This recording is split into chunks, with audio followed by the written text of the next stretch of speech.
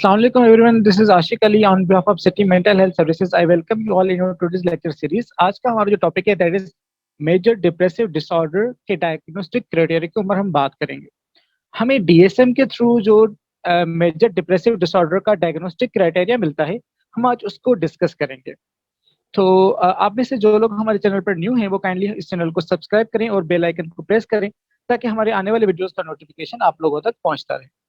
हम सबसे पहले देखते हैं कि diagnostic criteria major depressive disorder का क्या होता है और उसको हम किस तरीके से जो है वो डिफाइन करते हैं. इसमें आप ले टर्म में आप इसको जो है वो सिम्टम्स भी कह सकते हैं डिप्रेशन के, और इसको आप डायग्नोस्टिक क्राइटेरिया एक जो है वो टर्म है पर्टिकुलर इस फील्ड का, जिसके थ्रू आपको जो है वो सेम वही सिम्टम्स बताए गए हैं डीएसएम के थ्रू इसके मेजर डिप्रेसिव डिसऑर्डर के. तो लेट्स फाइंड आउट. हम देखते हैं. सबसे पहला इसमें पॉइंट ए है. पॉइंट ए में क्या कहता है ये कि इस पॉइंट ए के अंदर ना मजीद 9 पॉइंट्स आते हैं जो हम आगे डिस्कस करने वाले हैं. सही है.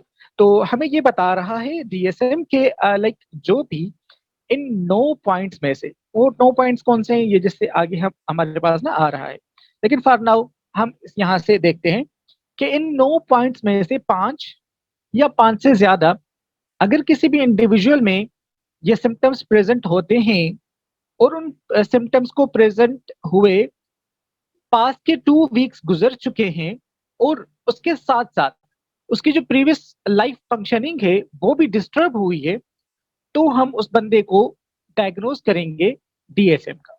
ठीक है. अच्छा, अब यहाँ पर मैं आप लोगों को बताता चलूं कि इस के डायग्नोस्टिक क्राइटेरिया में जैसे ये ए पॉइंट है तो इस तरीके से ए पॉइंट है, फिर बी पॉइंट है, फिर सी पॉइंट है, फिर डी पॉइंट है, फिर ई पॉइंट है. ठीक है जी. तो 5 हमारे पास में इसके पॉइंट्स आ जाते हैं.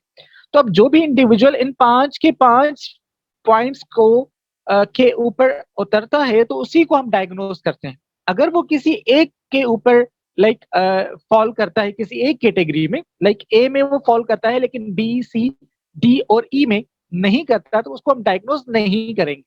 ठीक है. अच्छा, अब वो आगे वाले बी सी डी ई जो हैं उनके ऊपर हम मजीद बात करेंगे, लेकिन फॉर नाउ हम जो है वो इसी को देखते हैं ए को. ए के अंदर जो 9 पॉइंट्स है वो हमें ये बता रहा है कि इन 9 पॉइंट्स में से 5 उसमें होने चाहिए या 5 से ज्यादा उसमें होने चाहिए. ठीक है. सिम्टम्स हो ये उसमें, और उसको ये सिम्टम्स उस इंडिविजुअल में पास के मिनिमम 2 वीक से ये मौजूद हो और उससे उसकी लाइफ फंक्शनिंग जो है वो डिस्टर्ब हुई हो. ठीक है. अच्छा, अब यहाँ पर ना एक कंडीशन देता है हमें. ये देखिए यहाँ पर 8 लिखा हुआ है. At least one of the symptoms is either. अच्छा, अब वो हमें ये बता रहा है कि ये जो पहला हमारे पास पॉइंट है और या ये जो दूसरा पॉइंट है, देखो ये 1 लिखा हुआ है और ये 2 लिखा हुआ है, वो हमें ये बता रहा है कि इस 1 और 2 पॉइंट में से कोई एक जरूर होना चाहिए. अब लेट सपोज उस इंडिविजुअल में हम कंसीडर करते हैं कि उसमें इन 9 सिम्टम्स में से 5 सिम्टम मौजूद हैं, लेकिन वो 5 तीसरा, चौथा, 5वां, छठा, 7वां, ठीक है, इस तरीके से ये मौजूद है.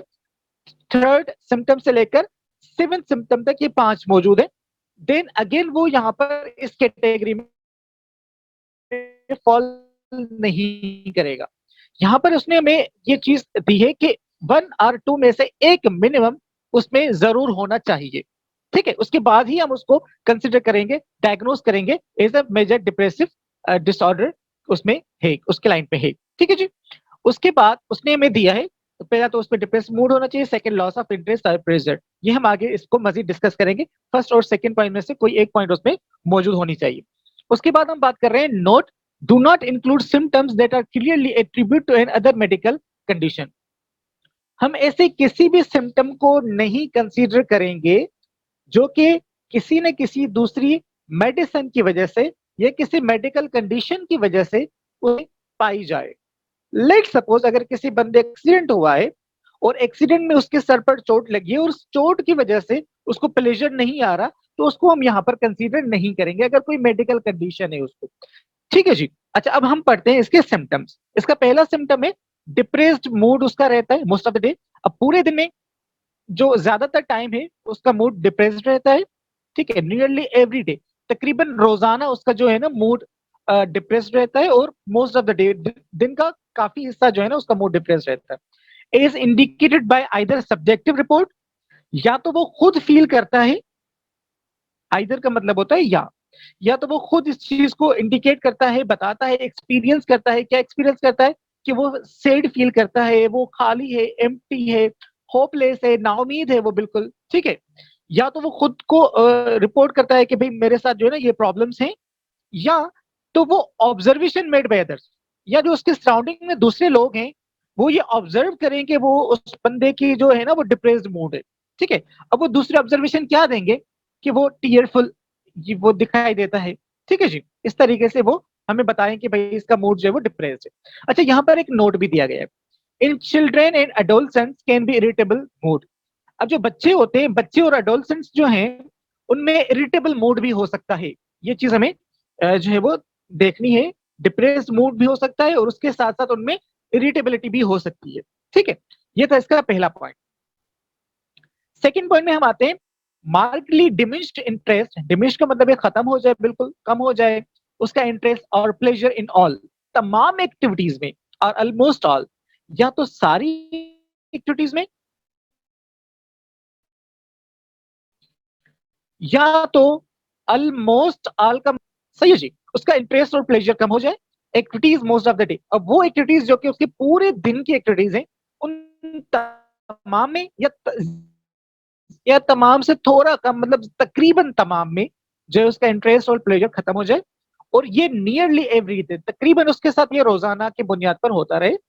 यहाँ पर भी सेम वही पॉइंट है कि या तो वो खुद इंडिकेट करे, सब्जेक्ट जो क्लाइंट है, जो इंडिविजुअल है, वो जो पेशेंट है वो खुद इंडिकेट करे, या तो ऑब्जर्वेशन मेड बाय अदर्स, या तो वहां पर जो दूसरे लोग हैं उसके सराउंडिंग में वो इस चीज को ऑब्जर्व करें कि इसके साथ जो है वो ये प्रॉब्लम हो रहा है। ये थे हमारे दो पॉइंट। उसके बाद तीसरे पॉइंट पे आते हैं,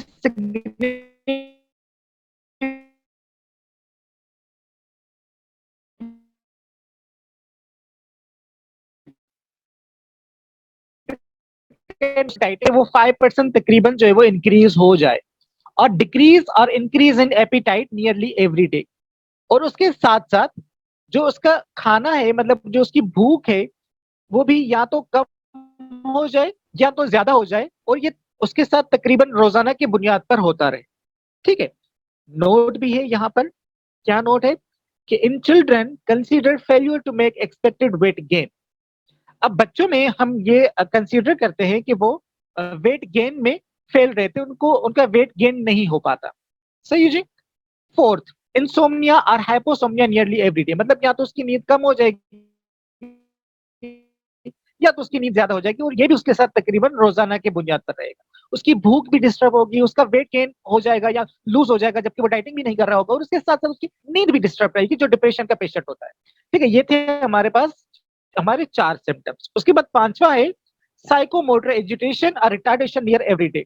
अब उसको ना साइकोमोटर एजिटेशन हो या रिटार्डेशन हो, मतलब जो भी वो काम कर रहा हो उसमें उसकी जो है ना वो साइकोमोटर एक्टिविटीज ये होती है जिसमें उसकी मूवमेंट शामिल होती है, वो भी उसकी जो है ना वो डिस्टर्ब रहती है, वो भी नियरली एवरी डे, ठीक है। अब वहां पर क्या हो कि या तो वो दूसरे ऑब्जर्व करें, ऑब्जर्वेबल बाय अदर्स। और अच्छा, इस चीज को ना, ये जो पांचवा है, इसमें देखें क्या लिखा हुआ है, observable by others, not merely subjective feeling of restlessness और बीइंग स्लोड डाउन। अच्छा, इसमें जो है ये शर्त है, ये कंडीशन है कि इसको दूसरे लोग ऑब्जर्व करें, observable by others, not merely. Merely का मतलब होता है ओनली, ना सिर्फ वो इंडिविजुअल जो कि क्लाइंट है वो खुद इस चीज को रिपोर्ट करे, वो फील करे अपने आप को रेस्टलेसनेस और स्लो डाउन अपने आप को फील करे, सुस्त लेजी फील करे, ना सिर्फ वो अपने आप को खुद फील करे, बल्कि दूसरे लोग भी ये देखें कि इसके जो साइकोमोटर एजिटेशन है वो इसमें मौजूद है, ठीक है जी? ये था हमारा पांचवा पॉइंट। उसके बाद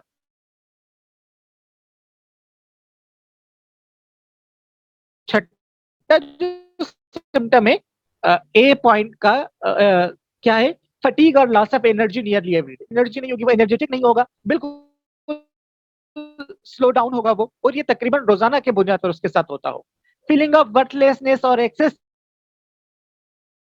एवरीडे। अच्छा, यहाँ पर क्या होगा कि वो अपने आप को वर्थलेस फील करेगा, वो कहेगा कि भाई मेरी कोई कीमत नहीं है, मैं तो फजूल हूँ, ठीक है।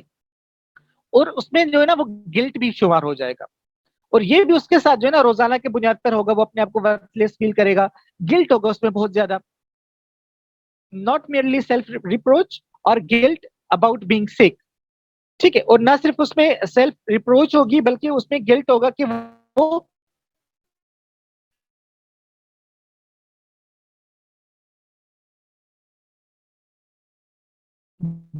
बीमार भी है, बीमारी का गिल्ट भी उसके अंदर मौजूद होगा, प्रेजेंट की जो थिंकिंग भी उसके साथ रोजाना की बुनियाद पर होगा, या तो वो इस चीज को खुद रिपोर्ट करेगा, या तो उसकी ऑब्जर्वेशन होगी, उसके सराउंडिंग में जो लोग होंगे वो उस चीज को ऑब्जर्व करेंगे कि उसके साथ ये हो रहा है, कि इसका कंसंट्रेशन और थिंकिंग जो है वो खत्म हो जा रही है। रिकरेंट थॉट्स ऑफ डेट, उसको डेट डेट के जो है थॉट्स बार बार आ जाए। ठीक है, recurrent suicidal ideation without a specific plan, suicidal thoughts उसमें आ जाना शुरू हो जाए और बिना किसी जो है वो स्पेसिफिक प्लान के, और वो सुसाइड अटेम्प्ट भी कर चुका हो। ठीक है, तो ये भी जो है वो हमारा ये 9 पॉइंट्स यहाँ पर कंप्लीट होते हैं ए पॉइंट के। उसके बाद हमारा बी पॉइंट आ जाता है। बी पॉइंट क्या आता है? symptom cause clinically significant distress or impairment in social, occupational और other important areas of functioning। ये हमें बी पॉइंट ये बता रहा है कि ये जितने भी सिम्टम्स उसमें, ये जो हमने प्रीवियसली 9 सिम्टम्स डिस्कस किए, उसमें मिनिमम 5 या 5 से ज्यादा उसमें होने चाहिए, और उसके साथ साथ पहला और सेकंड जो सिम्टम है उनमें से कोई एक जरूर होना चाहिए।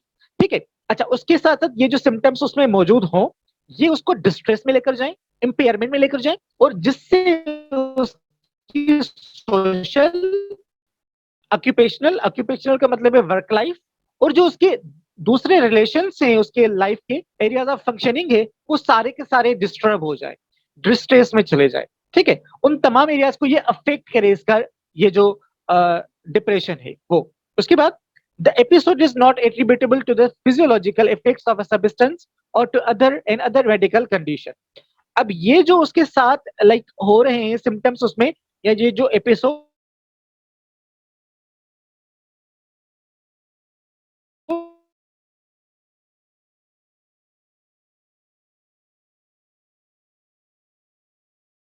हो वजह से ना हो, किसी इलनेस की वजह से ना हो।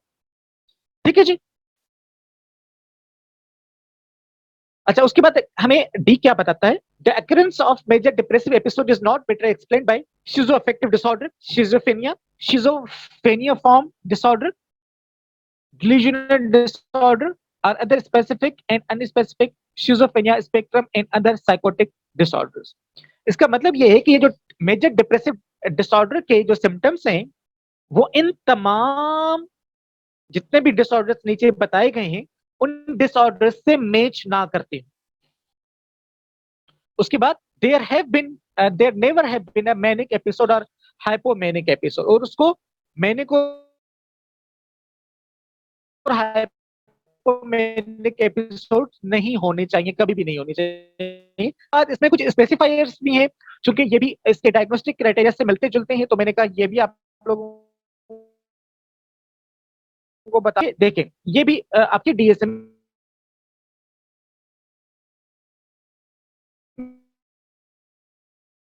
में प्रेजेंट है। मजीद भी अलामत मिलती हैं। अब उसकी अलामत क्या होती है, उसके सिम्टम्स क्या होते हैं, ये आपको पेज नंबर 184 पर जो है ना वो मिल जाएंगे, आप वहां से देख लें। अगर उसमें वो चीज पाई जाती है, तो जब आप उसको डायग्नोसिस देंगे तो वहां पर आप लिखेंगे मेजर डिप्रेस के साथ लगा देंगे। ठीक है, अच्छा, या तो उसमें मिक्स्ड फीचर्स हैं, तो आप मिक्स्ड फीचर्स क्या होते हैं, उनके सिम्टम्स क्या हैं, ये आपको पेज नंबर 184 और पेज नंबर 185 पर पता चल जाएंगे, वहां से आप देखिए। और अगर डिप्रेशन की अलामत के साथ जो हम प्रीवियसली डिस्कस कर चुके हैं उसके साथ मिक्स्ड फीचर के भी अलामत हैं, तो आप लिखेंगे major depressive disorder with mixed feature. ठीक है, अच्छा, इस तरीके से ये भी है आपके पास, और ये तमाम जो है वो स्पेसिफायर्स यहाँ पर आपको इनमें से कोई भी मजीद विद मेजर डिप्रेसिव डिसऑर्डर के सिम्टम के साथ साथ इनमें से अगर कोई भी किसी भी स्पेसिफायर का सिम्टम उनसे मिल रहा है, तो आप इसको जो है वो उसमें लिखेंगे कि डायग्नोसिस के टाइम पर कि मेजर डिप्रेसिव डिसऑर्डर विद फिर जो भी स्पेसिफायर उसको लग रहा हो। ठीक है जी। Thank you very much. आज का हमारा लेक्चर यहाँ पर कंप्लीट होता है। इंशाल्लाह मिलते हैं नए लेक्चर में, तब तक के लिए अल्लाह हाफ़िज़। इस वीडियो के कमेंट बॉक्स में हमें अपने राय से ज़रूर आगाह करें कि ये वीडियो आपको कैसा लगा।